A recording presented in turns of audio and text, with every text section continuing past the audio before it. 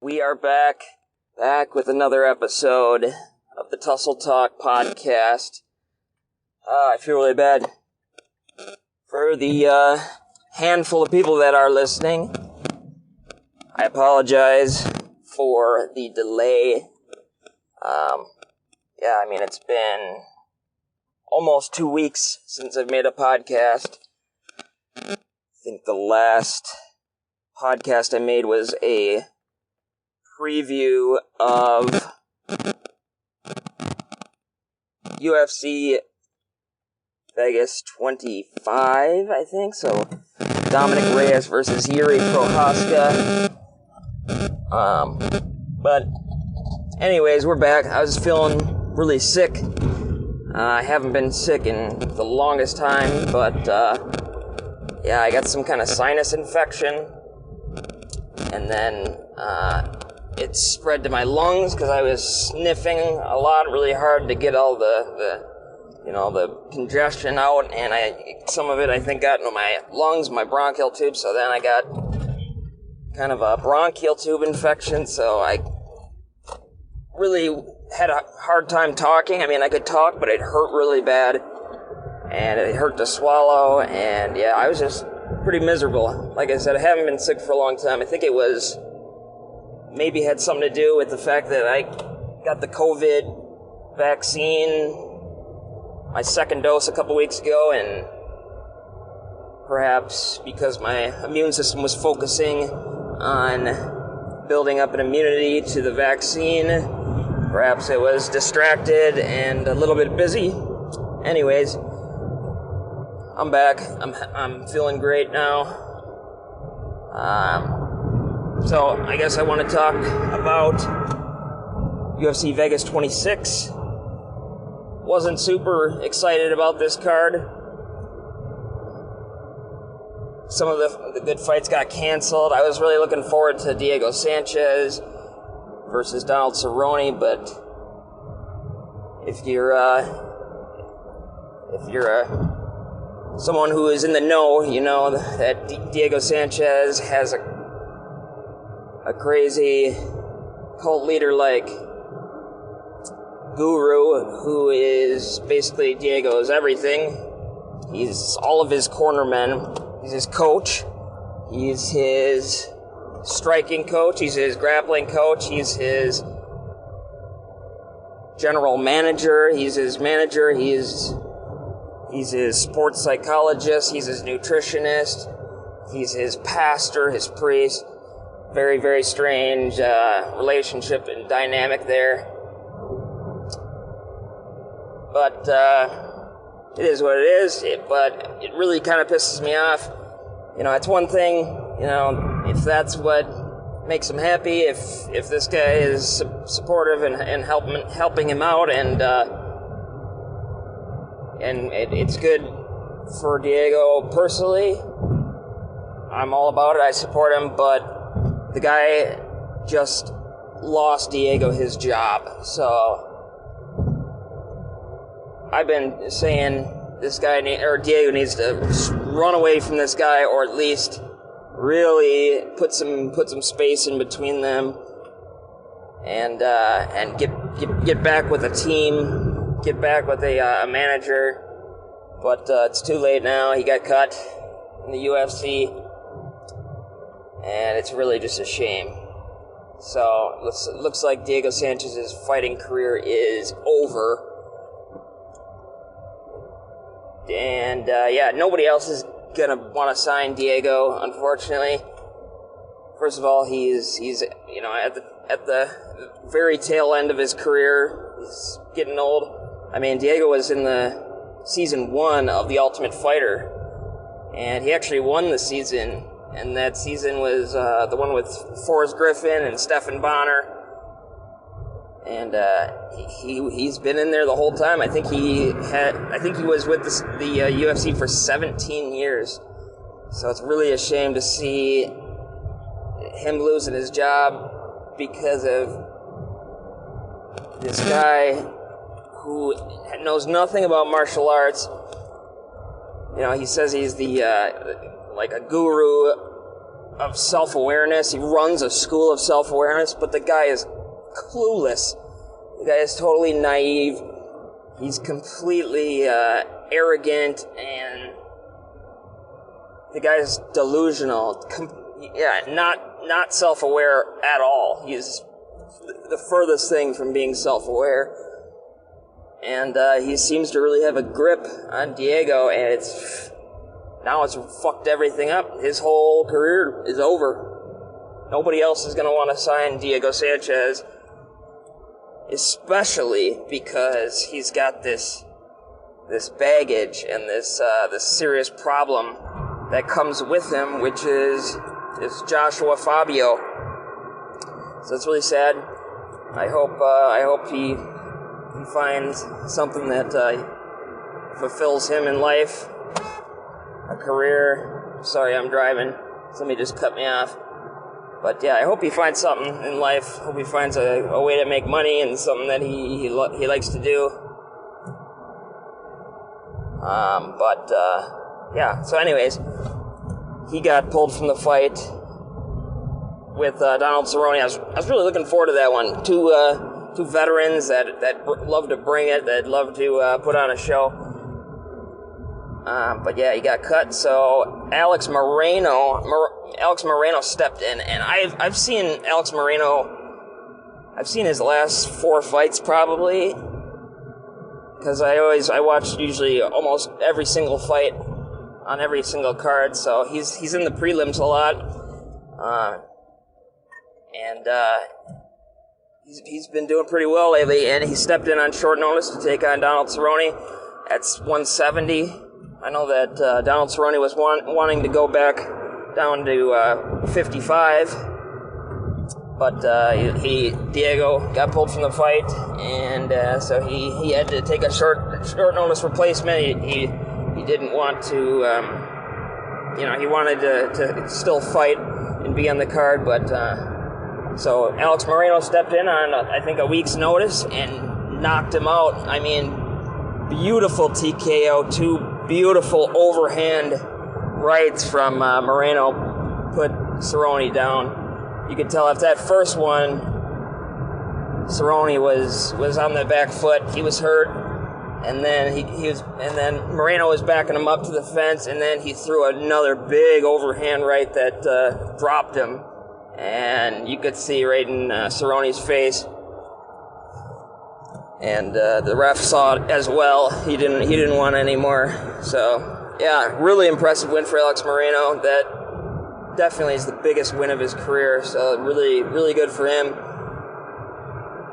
That's going to be a huge win that really, really puts his name on the map. So awesome for him. Another fight I was interested in was Tufan Nchukwi. Tufan Nchukwi is a guy who is really, really highly touted, a really, really hyped guy. I think he's got African descent. I think it's his family. He's a first-generation American, I believe. But he ended up getting beat by a Korean guy, Park Jun-young. So I think that's the first loss of his career. The guy's just been on a tear, and a guy I've actually never heard of, Park Jun-young, beats him. So that was pretty surprising. He beat him by decision. That was an interesting result. So good for that guy. That's a big win. Very highly touted prospect. And then we got on the main card, we got Kyle Dawkins. And Kyle Dawkins is another guy who I've kept my eye on. He seems like a highly touted prospect as well. He's 10-1 coming into this fight, and he's taking on Phil Hawes, who is a seriously powerful guy. He ended up losing that one by decision, so brings him to 10-2. It's a little kink in the, it's a little bump in the road for him, but I think he's good, and I think think I'm interested to see if he can pick himself up and get back on track. Gregor Gillespie came back. I think Gregor Gillespie, very, very good, very, really, really talented collegiate wrestler who hasn't fought in about a year and a half. And his last fight, he got head kick knocked out by Kevin Lee, just brutally. Kevin Lee's first fight camp with TriStar up in Canada with George St. Pierre. That's his team. So he came back and had a nice win tonight against Carlos Ferreira. So that was good to see him get a win. And then not quite the co-main, I'm sorry. It was just the one right before the co-main was Neil Magny taking on Jeff Neal. You know, everybody's super, super high on Jeff Neal. I mean, Jeff Neal's got fantastic boxing. He's a very, very precise, powerful guy at 170. His last fight he lost to Stephen Thompson by decision, but the guy's super talented. He was actually the favorite going into this one, which kind of surprised me. Well, it didn't really surprise me, I guess. I could see how he could be seen as the favorite, but Neil Magny is for real. Neil Magny is extremely talented. He's very, very well-rounded. He can just grind. He trains at Team Elevation in Colorado, so he trains literally at elevation. So the guy's got cardio for days. He's never going to get tired. He really grinds on guys. Super, super good cardio. Really good wrestling. Good clinch work. And yeah, he just grinds guys out. He just does not get tired. I had Neil Magny. I had him as my prediction going into this fight because if Jeff Neal was not able to knock him out, the guy's so powerful and he's just so aggressive that there was no winning the cardio battle with Neil Magny. And Neil Magny is just a veteran, very, very talented.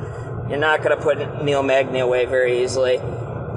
So I didn't think that Jeff Neal was going to be able to knock Neil Magny out, and because of that, I didn't have him winning the fight. I had Neil Magny by decision, and that's exactly what happened. Second loss in a row for Jeff Neal. I think he's got to do some soul searching, go back to the drawing board. The guy's got to learn to mix it up better. He can't just be a striker with good takedown defense. I think Jeff Neal has got to get some offensive wrestling, and nowadays guys are so good. You got to have everything. You got to be the full package. You got to have good stand-up striking. You got to have good defensive and offensive wrestling, and you just got to be able to mix it up. So if you're taking on a guy that's a good wrestler, you got to have good takedown defense, and you just got to have good wrestling defense also. If you do get taken down, you got to be able to scramble well, or you got to be able to reverse position, and you got to have good ground and pound. I mean, good wrestling and ground and pound is, I mean, look at Khabib Nurmagomedov. That's all I got to say. I mean, that's huge. You can't just be a striker.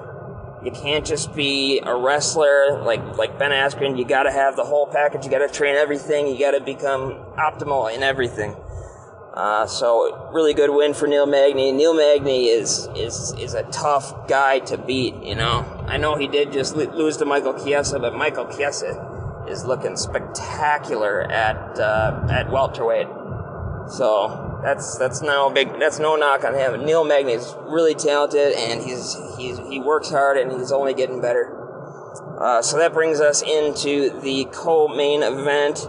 That was Cerrone versus Alex Moreno. I already talked about that one. And then, the main event, which became the main event after the original main event fight got dropped. Marina Rodriguez versus Michelle Waterson. Marina Rodriguez is the real deal. I mean, she is good. She is really, really good. The girl is powerful, and she's kind of the whole package. She's long for the division. You know, she's tall. She's got long arms, long legs. She's good, man. Michelle Waterson is no joke. So that was a good win on her part. I see really, really good things happening for her. I see, perhaps being a title contender eventually. I don't know if I see her, being a champion, but I could see her contending for a title. So I'm in the car. I'm gonna post this up just as kind of a recap. I'm sorry about the delay.